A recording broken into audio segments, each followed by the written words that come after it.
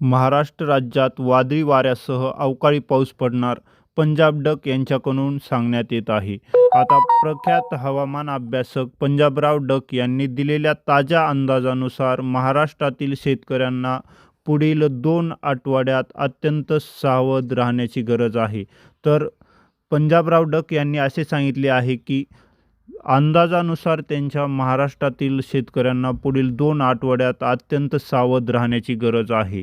त्यांच्या निरीक्षणानुसार राज्यात येत्या काही दिवसात 2 टप्प्यात अवकाळी पावसाचा धोका असून याचा थेट परिणाम हंगामी पिकावर होऊ शकतो, असे सांगण्यात येत आहे.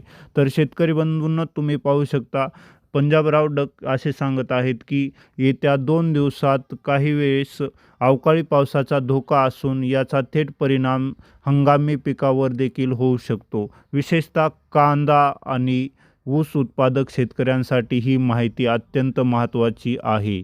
तर शेतकरी बंधूंनो, जे कांदा उत्पादक शेतकरी आहेत आणि ऊस उत्पादक शेतकरी आहेत, त्यांनी ही गोष्ट ध्यानात घ्यायची की आता अवकाळी पावसामुळे खूप मोठं नुकसान देखील होऊ शकतं. त्यासाठी आता पुढे काय सांगण्यात आलेलं आहे आपण ते पाहणार आहोत. त्यासाठी हा व्हिडिओ नक्की शेवटपर्यंत पहा आणि आपल्या चॅनलवरती तुम्ही जर नवीन असाल तर सर्वात पहिल्यांदा चॅनलला आपल्या सबस्क्राईब करून घ्यायचं आहे. तर पंजाब डक हे गेल्या 3 दशकापासून हवामान अभ्यासकाचे काम करत असून त्यांचे अंदाज बहुतांश वेळी अचूक ठरलेले आहेत. तर शेतकरी बंधूंनो, ग्रामीण भागात शेतकरी त्यांच्या सूचनानुसार पीक नियोजन करतात. या पार्श्वभूमीवर त्यांची ताजी सूचना महत्त्वपूर्ण मानली जाते. तर शेतकरी बंधूंनो, 7 मे व 8 मे पहिला हवामान धोक्याचा टप्पा असे पंजाबराव डक यांच्याकडून सांगण्यात येत आहे. पंजाबराव डक यांच्या अंदाजानुसार 7 मे आणि 8 मे या 2 दिवसात महाराष्ट्रात वाऱ्याचा वेग वाढण्याची शक्यता आहे. तर शेतकरी बंधूंनो, तुम्ही इथे पाहू शकता 7 मे आणि 8 मे या 2 दिवसात महाराष्ट्र राज्यात वाऱ्याचा वेग देखील वाढण्याची शक्यता आहे, असे पंजाबराव डक यांनी सांगितलेले आहे. तर काही भागामध्ये हे वारे वादळी स्वरूपाचे देखील असू शकते, असे सांगण्यात येत आहे. तर इतर ठिकाणी त्याचसोबत अवकाळी पावसाची शक्यता देखील वर्तवण्यात येत आहे. तर महाराष्ट्रात काही इतर ठिकाणी देखील विदर्भ, मराठवाडा आणि मध्य महाराष्ट्रात अवकाळी पावसाची शक्यता वर्तवण्यात येत आहे.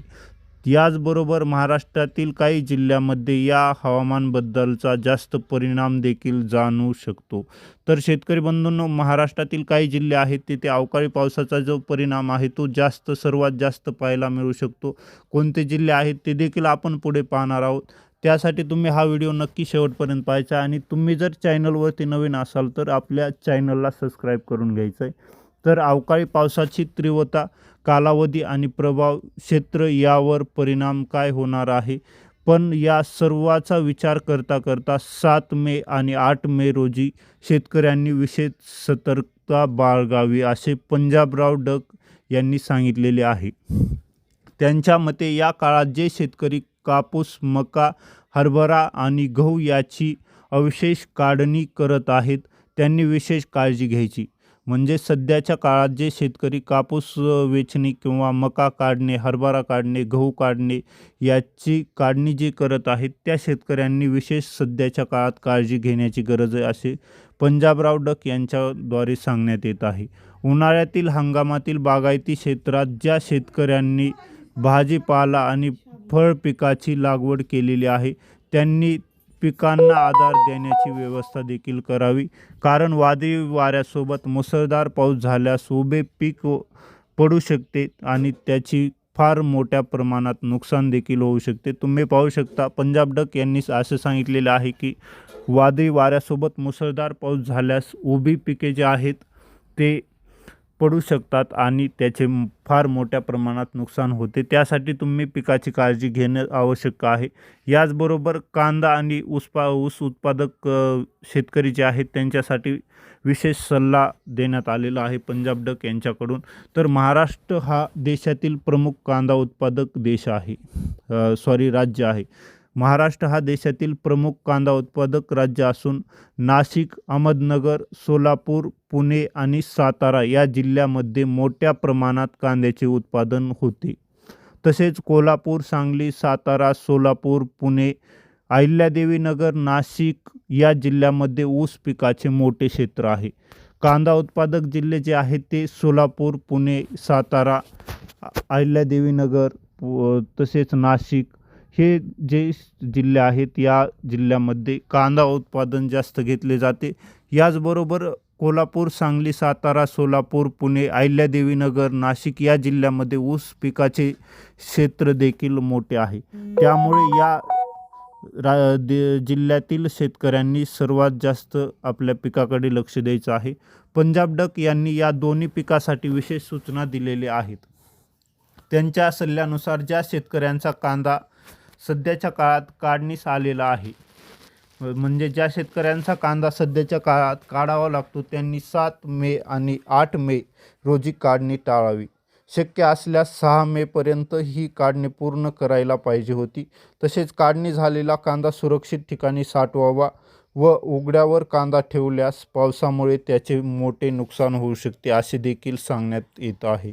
याचबरोबर ऊसाच्या बाबतीतही त्यांनी महत्त्वाचा इशारा दिलेला आहे. ज्या शेतकऱ्यांकडे अजूनही ऊस काढणीसाठी शिल्लक आहे त्यांनी त्वरित कारखान्याशी संपर्क करून काढण्याची व्यवस्था करावी. 12 मेपर्यंत सर्व शिल्लक ऊस काढून घेण्याचा प्रयत्न करावा. याचबरोबर 12 मे ते 17 मे अधिक तीव्र अवकाळीचा दुसरा टप्पा आहे. म्हणजे ही अवकाळी पावसाचे 2 टप्पे आहेत. त्यामध्ये 6, 7 मे, 8 मे आणि दुसरा टप्पा म्हणजे 12 मे ते 17 मे.